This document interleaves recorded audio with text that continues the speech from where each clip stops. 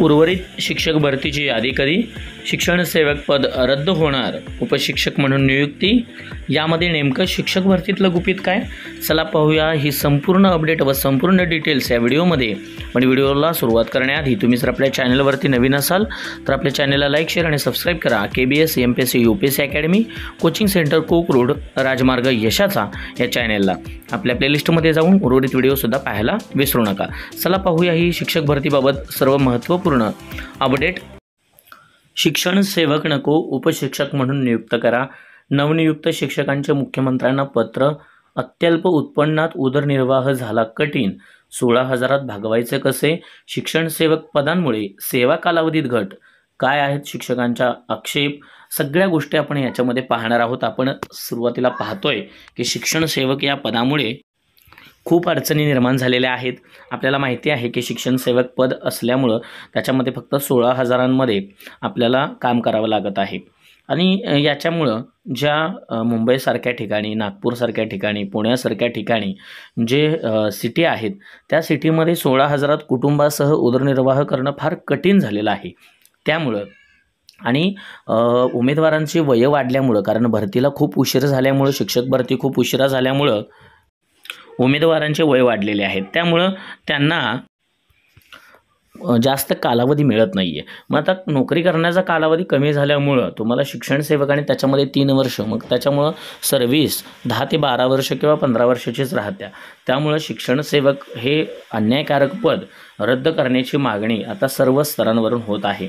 नवीन शैक्षणिक धोरण जे आहे 2024ला लागू होणार, त्याच्यामध्ये शैक्षणिक धोरणामध्ये शिक्षण सेवक या पदाचा उल्लेख नाही आहे. तसंच केंद्राचे किंवा नवोदय विद्यालय जे आहेत तिथं थेट उपशिक्षक म्हणून नियुक्ती होते.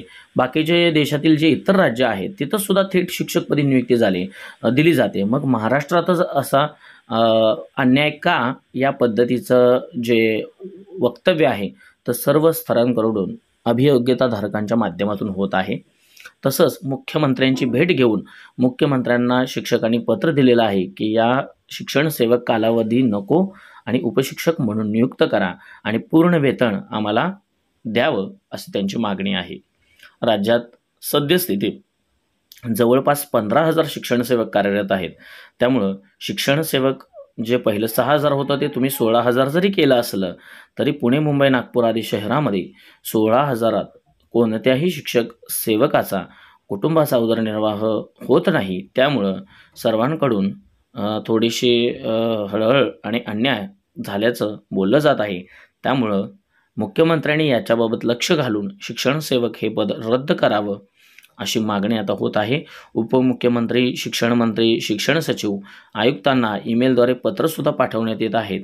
जिल्हा अधिकाऱ्यात सुमारे 1,000 नवनियुक्त जे शिक्षण सेवक आहेत त्यांनीसुद्धा त्यांना पत्र व्यवहार केलेला आहे. त्यामुळं लवकरात लवकर आपल्याला शिक्षण सेवक रद्द करून उपशिक्षक म्हणून नियुक्ती द्या अशा आशयाचं पत्रसुद्धा मुख्यमंत्र्यांना सुपूर्द करत आपली भूमिका त्या ठिकाणी मांडलेली आहे.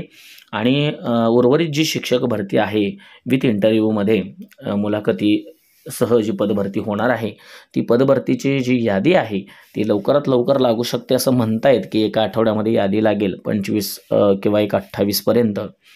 तर सर्व स्तरांवरून त्याची कार्यवाही जरी पूर्ण झाली असली, कार्यवाही जरी कंप्लीट झाली असली तरीसुद्धा यादीबद्दल अजूनही ठोस असं पवित्र पोर्टलवर कोणतंही परिपत्रक न आल्यामुळं सर्व अभियोग्यताधारक संभ्रमात आहेत.